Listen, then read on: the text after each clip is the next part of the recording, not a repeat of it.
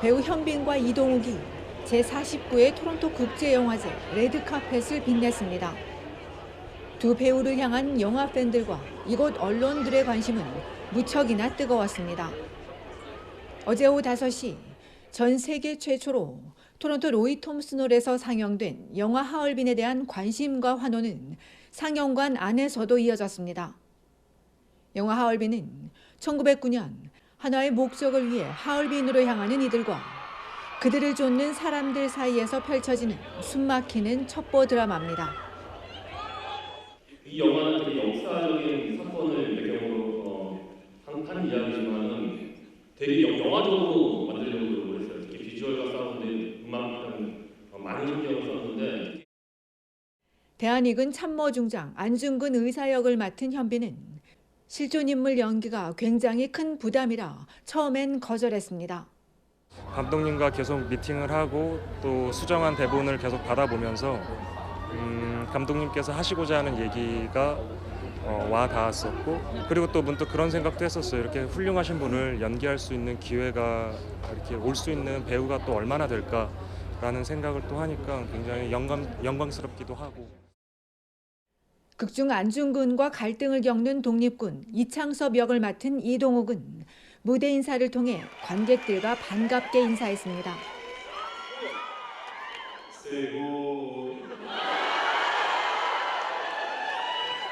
안녕하세요, 반갑습니다. 이동욱입니다.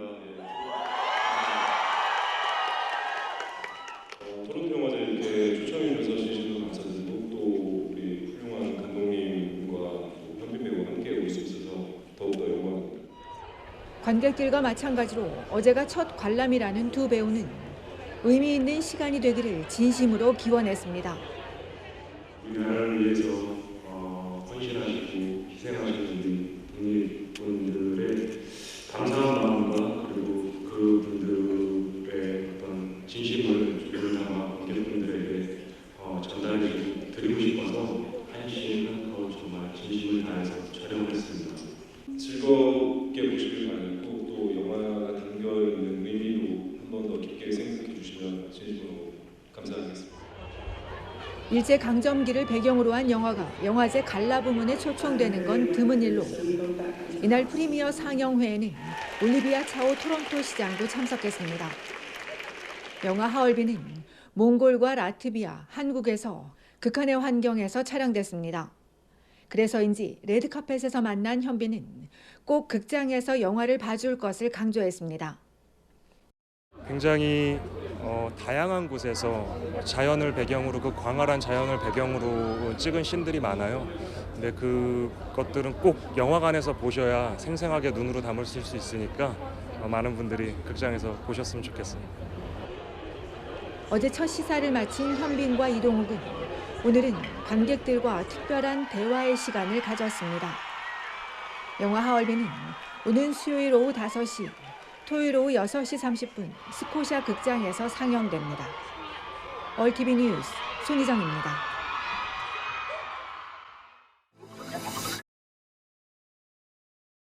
에어캐나다 조종사 노조와 교착 상태에 빠진 에어캐나다가 오늘 비상계획을 발표했습니다. 에어캐나다와 에어캐나다 루즈는 이르면 오는 15일부터 점진적으로 항공편 운항을 중단할 것으로 보입니다. 오늘 성명에서 에어캐나다는 5천여 명을 대표하는 항공조종사 협회와의 협상이 진행 중이긴 하지만 임금 인상을 두고 여전히 입장차를 좁히지 못하고 있다고 설명했습니다. 사측이 3년간 30%의 임금 인상을 제안했지만 노조가 미국 조종사 협회와 동등한 조건을 요구하고 있다는 겁니다. 앞서 인력난과 급증한 여행 수요 상황을 지적한 조종사 노조는 지난해 미국 조종사 노조가 사측과 기록적인 협상을 마쳐 양국의 임금 격차가 더 벌어졌다며 이에 준하는 인상을 주장하고 있습니다.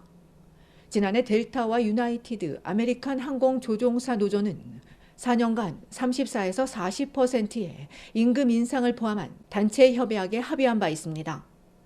이처럼 양측이 임금 인상을 두고 이견을 좁히지 못하면서 15일까지 교섭이 타결되지 않으면 노조가 72시간 파업 통지를 하거나 사측이 직장 폐쇄를 발동하는 수순을 밟게 됩니다. 에어캐나다 조종사 노조는 17일부터 합법적으로 파업에 돌입할 수 있습니다. 에어캐나다에 따르면 파업 중이라도 제3자가 운항하는 에어캐나다 익스프레스 브랜드 항공편은 계속 운항되며 사측이 현재 항공편 취소에 대비해 다른 항공사와도 협상 중인 것으로 알려졌습니다. 에어캐나다는 항공편 운항이 완전히 중단됐다가 다시 정상으로 되돌아오려면 약 7일에서 10일이 걸릴 것으로 예상하고 있습니다. 파업에 대비해 앞서 에어캐나다는 9월 15일에서 23일 사이 항공권 구매자들에게 11월 30일까지 추가 비용 없이 변경할 수 있는 무료 재예약을 제공한 바 있습니다. 변경일이 11월 30일 이후일 경우엔 재예약 수수료는 없지만 요금 차액은 본인이 내야 합니다. 한편 매일 11만여 명의 승객들이 에어캐나다를 이용하고 있습니다.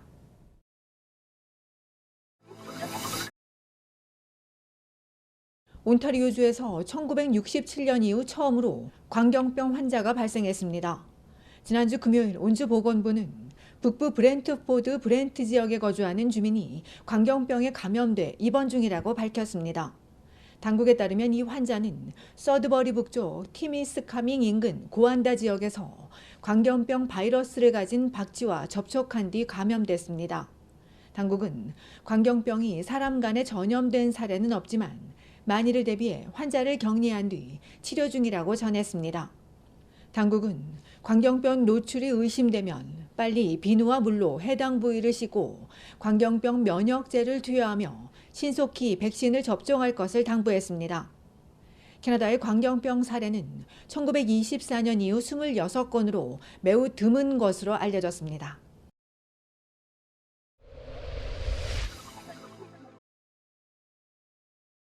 온타리오주 놀수역 서쪽에서 교통사고가 발생해 행인 1명이 숨졌습니다.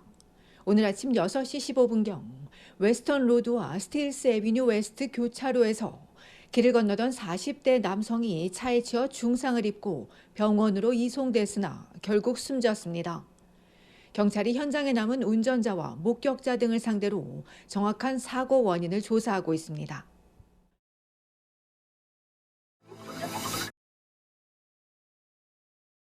온타리오주 토론토에서 올 들어 사이클리스트 6명이 숨지면서 자전거 인프라 구축이 필요하다는 목소리가 더 커지고 있습니다.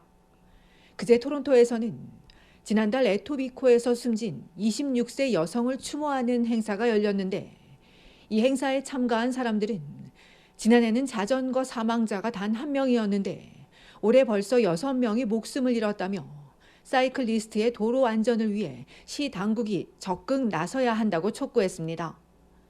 이에 사망자 증가를 예상치 못했다고 우려한 시 당국은 도로 안전을 위해 노력하고 있다고 강조했습니다.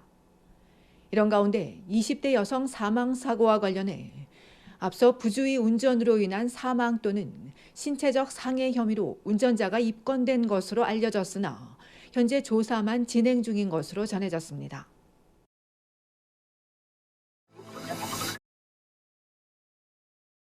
크라이슬러의 모회사인 스텔란티스가 브레이크 소프트웨어 문제로 램 픽업 트럭을 리콜했습니다. 리콜 차량은 2019년형과 2021에서 2024년형 램 1500 트럭으로 15만 9천여 대가 대상입니다.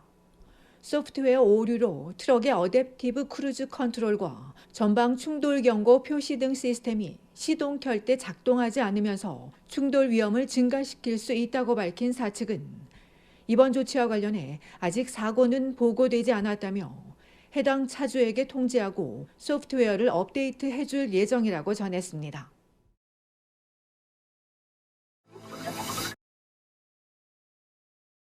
온타리오주 광역 토론토와 남부 지역은 이번 주 23도에서 25도의 따뜻한 날이 이어질 것으로 알려졌습니다.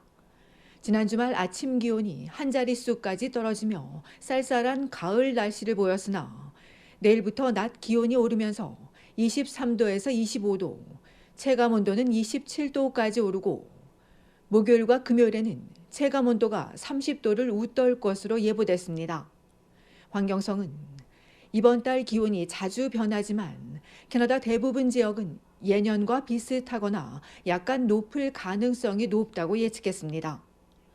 한편 1991년 이후 9월 토론토 평균 기온은 18도로 최저 기온 14도, 최고 기온은 22도이며 10월은 평균 11도, 최고 기온은 15도입니다.